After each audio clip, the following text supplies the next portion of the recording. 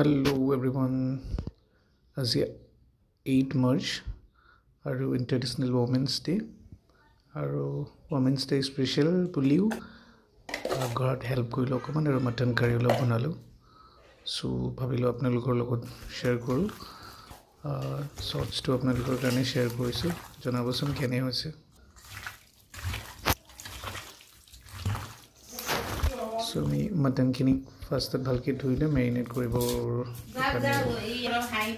তাতে আদা নহৰু পিঁয়াজ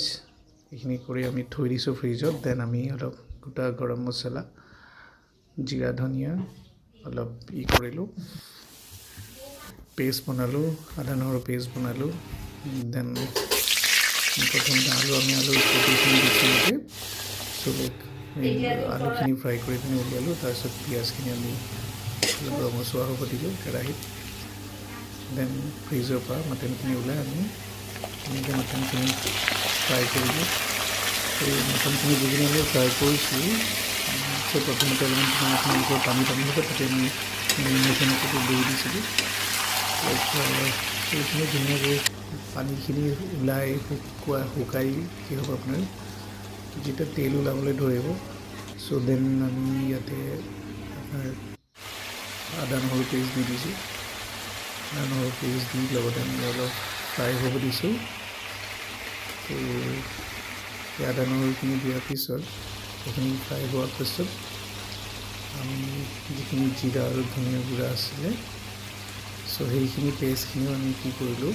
তাতে ধুনীয়াকৈ মিক্স কৰি দিলোঁ আৰু ভালেখিনি সময় ফ্ৰাই হ'ব দিলোঁ চ' ধুনীয়াকৈ ফ্ৰাই হোৱাৰ পিছত আমি তাতে আলুখিনি দিলোঁ বিলাহী অকণমান দিলোঁ আৰু গোটা নহৰু দুটামান দি দিছোঁ তিনিটা দিছোঁ বেছিকেলি আমি চ' আৰু এইখিনিক আমি ধুনীয়াকৈ সিজিব দিলোঁ আৰু আফটাৰ চাম টাইম হৈও গ'ল ৰাইট চ' ফাইনেলি এনেকুৱা টাইপত দেখাত এনেকুৱা হ'ল চ' ইণ্টাৰনেশ্যনেল ওমেন্স হয় সেই বুলিও হয় আপোনালোকে ধৰিব পাৰে আৰু লাইক ৱৰ্ল্ড কাপো হয় ৰাইট ফাইনেল চ' এইখিনি আমি ধুনীয়াকৈ এতিয়া